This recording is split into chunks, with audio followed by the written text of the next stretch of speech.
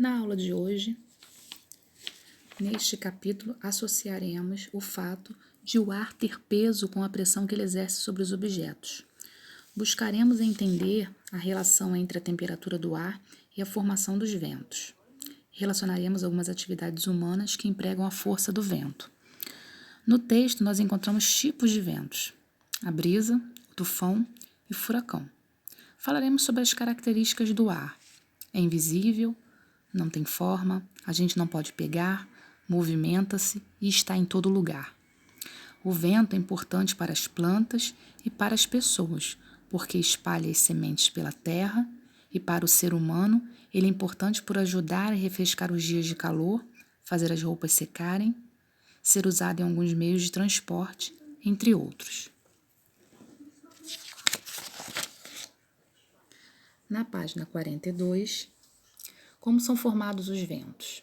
Já aprendemos que o ar é matéria formada por uma mistura de gases, entre os quais destacamos o oxigênio e o gás carbônico.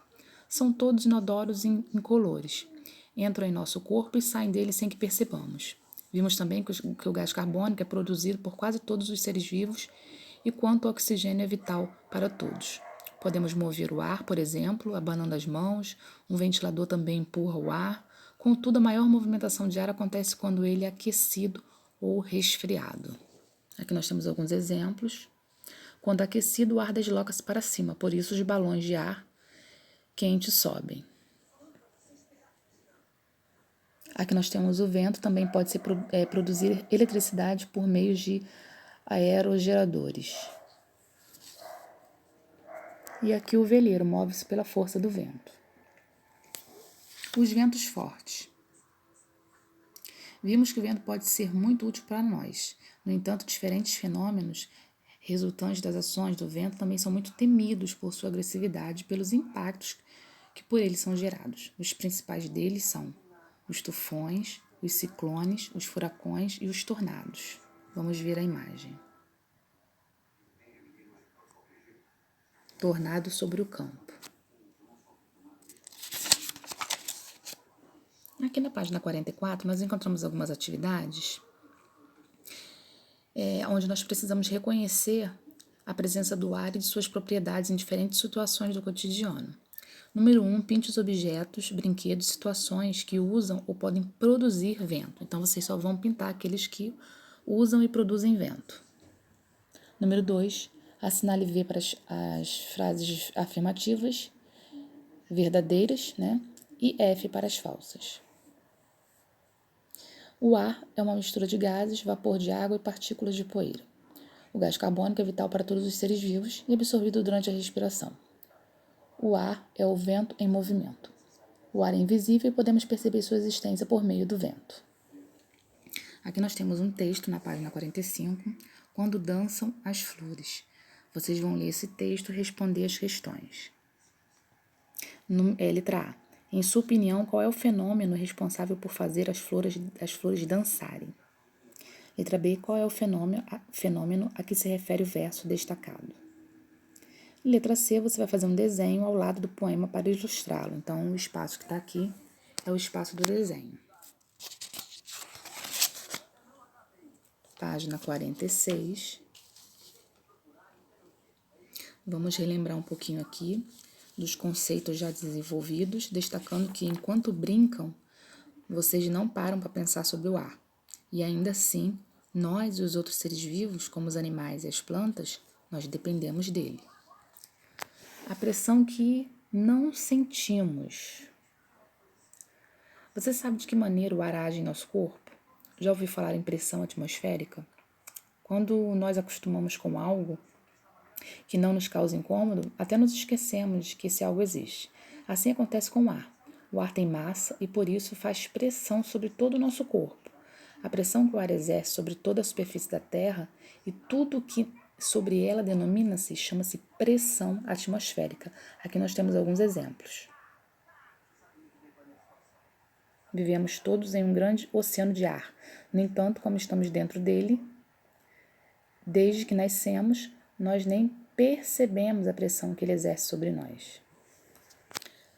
A pressão atmosférica e a altitude. A pressão atmosférica ocorre em intensidades diferentes, dependendo da região. Um dos fatores que interfere na pressão atmosférica é a altitude, a altura em relação ao nível do mar. Quanto mais próximos estivermos do nível do mar, maior a quantidade de gases presente na atmosfera.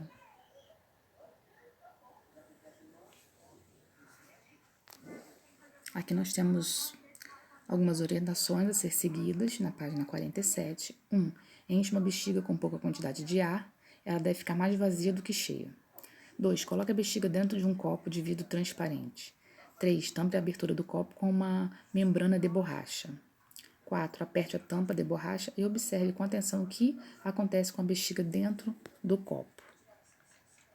Aí você vai responder. A bexiga na letra A foi amassada? Sim ou não? Letra B. Em caso afirmativo, em que partes ela foi amassada? Se ela foi em todas as partes ou não.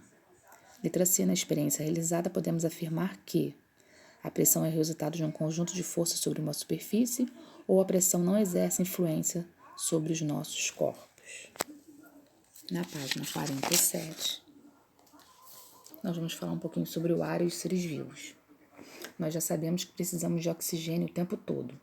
Ao mesmo tempo, necessitamos colocar para fora do corpo o gás carbônico que nós produzimos. Quando você está calmo dormindo ou fazendo suas atividades escolares, o ar entra nos pulmões e sai deles por meio das narinas. Por dentro, o nariz parece um labirinto. Ao passar por esse pequeno labirinto, o ar é aquecido, umedecido e filtrado antes de chegar aos pulmões. Então, a poeira, a fumaça que possam existir no ar que você respira fica quase totalmente retido nas narinas. Agora, quando você faz exercícios físicos, uma corrida, por exemplo, seu corpo necessita respirar mais intensamente. Aí o ar entra e sai pelas narinas já não é suficiente. Sem que perceba, você abre a boca e passa a respirar pelo nariz e pela boca. Só um problema, o ar que entra pela boca não será filtrado como o ar que entra pelo nariz. Por isso, não se deve respirar pela boca quando não houver necessidade. Vamos falar um pouquinho sobre a respiração dos animais. Outros animais, mamíferos como gatos, cachorros, cavalos e até golfinhos e baleias, respiram como nós. Eles têm pulmões e narinas. Os pulmões de aves, lagartos, jacarés, cobras e tartarugas são diferentes dos pulmões dos mamíferos. Contudo, o entra e sai do ar também ocorre pelas narinas. Os animais como sapos, rãs e pererecas são um pouco diferentes. Apesar de terem pulmões, esses animais respiram também pela pele. O processo de entrada e saída de ar pelos pulmões é chamado de respiração pulmonar.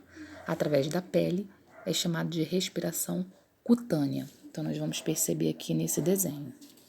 É conveniente saber que lagartos, jacarés, cobras e tartarugas são classificados como répteis. E sapos, rãs e pererecas são anfíbios. Página 49. Os animais que respiram o oxigênio dissolvido na água.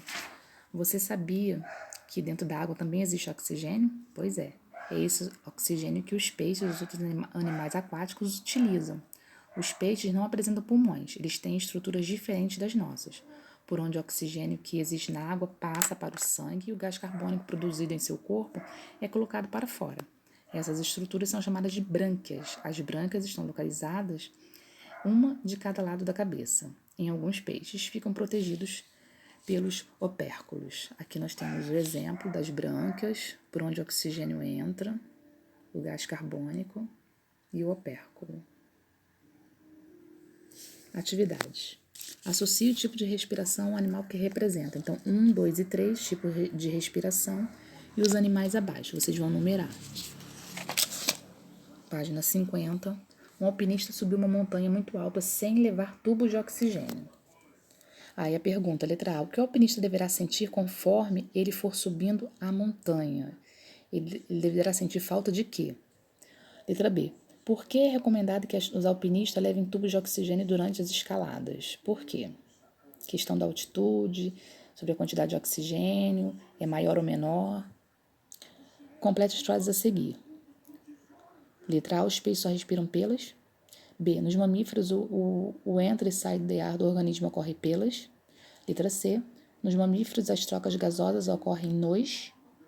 Letra D. Os anfíbios têm respiração, espaço e respiração, espaço. Página 50, 51. Ana e Vitor levaram fotos de onde foram passar suas últimas férias em família para a turminha ver. Observe as imagens.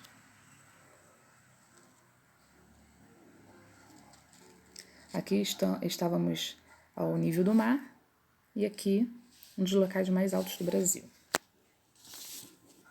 Aí vem a pergunta: qual deles foi passar férias no local de maior pressão atmosférica? Por quê? Em grupo, em casa, pesquise imagens de diferentes animais. No dia combinado, o professor traga as imagens para a sala, mas aí vocês irão fazer no caderno. Agrupem os animais de acordo com o tipo de respiração que representam.